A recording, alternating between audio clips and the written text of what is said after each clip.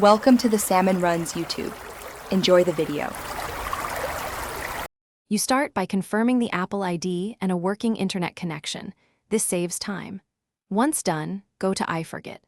Apple, calm or open settings, then password and security on a signed device. Enter the Apple ID, you remember and follow prompts to receive a verification code by text or on a trusted device. Make sure to note whether you have a recovery key active because that changes steps. This immediate action triggers Apple's reset flow so you can regain access quickly. You'll need to prove ownership next, and this is where two-factor matters. If a trusted device appears, tap Allow and read the on-screen code. Enter it on the reset page. If you have a recovery key, enter it now to bypass some verification steps.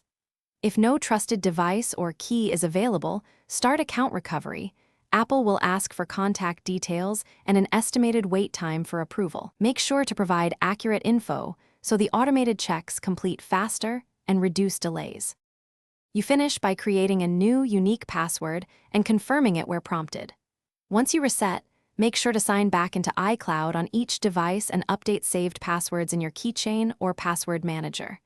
If something goes wrong and you're blocked, immediately start account recovery and prepare proof of purchase or device serials.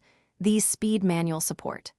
One troubleshooting tip: if recovery stalls, contact Apple support with your serial and purchase details to verify ownership and shorten recovery time.